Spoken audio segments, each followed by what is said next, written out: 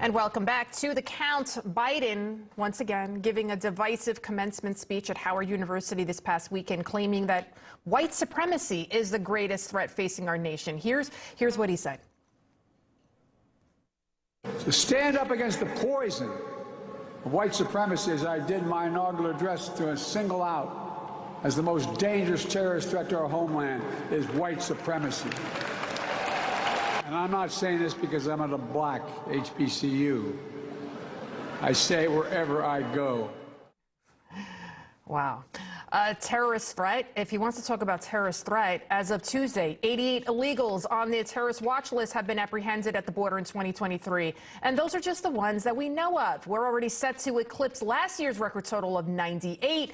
Keep in mind, there were only 11 encountered. 11 in 4 years under Trump. For more on this, I'd like to welcome former U.S. candidate and GOP strategist Joe Pinion. Welcome, Joe. Also with us is member of the Black Leadership Network, Project 21, Sonia Morris. Sonia, why does this administration seem hell-bent on trying to kind of perpetuate this false narrative that white supremacy is the greatest threat, greatest terrorist threat, when we see what's happening at our border? Right, exactly. And so his comments really are so incendiary. You use those words only when you're trying to radicalize a group. And he states that he is not saying this because of the fact that he's at an HBCU. That's exactly why he's doing that. And even that tactic and strategy is quite racist, because just because you are speaking at a primarily black school doesn't mean that that's all that African Americans care about. And white supremacy is not the greatest threat that we are facing as a nation. And he forgets that, you know, he's essentially fallen down on the job, and there's a lot wrong with our nation, but that is not the greatest threat. I know. I mean, how many stories have there been about white supremacists? And speaking of people that like to give incendiary remarks and be very divisive, I want you both to take a listen to what Al Sharpton from MSDNC had to say at Jordan Neely's funeral. He gave the eulogy there. Jordan Neely was the homeless man who had been arrested over 40 times, and then he was killed by a Good Samaritan. So take a listen.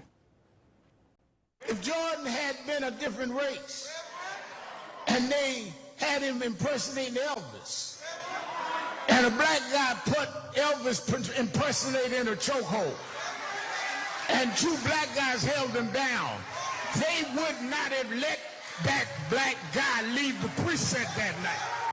I feel bad for our viewers. We even had to play that clip. I mean, Joe Pinion, I mean, what goes through your mind hearing that kind of rhetoric from Al Sharpton? First of all, I think to our colleague's point here, this is just more radical, incendiary rhetoric from individuals who do not care about ending the pain and suffering of black people. They care more about trying to ensure that they can win elections, that they can try to paint your neighbor as a threat to your liberty and your actual existence. So I think if we're talking about black people living in America or just the homeland itself, it weren't white supremacists over there hacking the Pentagon. That was Russia. It wasn't white supremacists who hacked our beef supply. That was Russia. It wasn't white supremacists who decided to leave $85 billion of military hardware in Afghanistan. That was Joe Biden. And if you're talking about the black people at that university, they should be concerned about the soft bigotry of low expectations, the new white supremacy perpetuated by that Democratic Party that says nothing while we have reading proficiency in the toilet for black children all across this nation, say nothing about the math proficiency going down and down and down. So right there where he was speaking, a hop, a skip, and a jump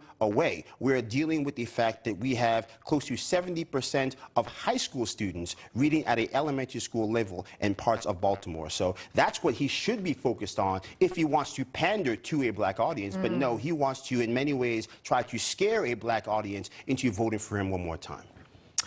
Thank you, guys. Joe Pinion and Sonia Morris. I could talk to you guys for the whole hour. Thank you both for coming on with us.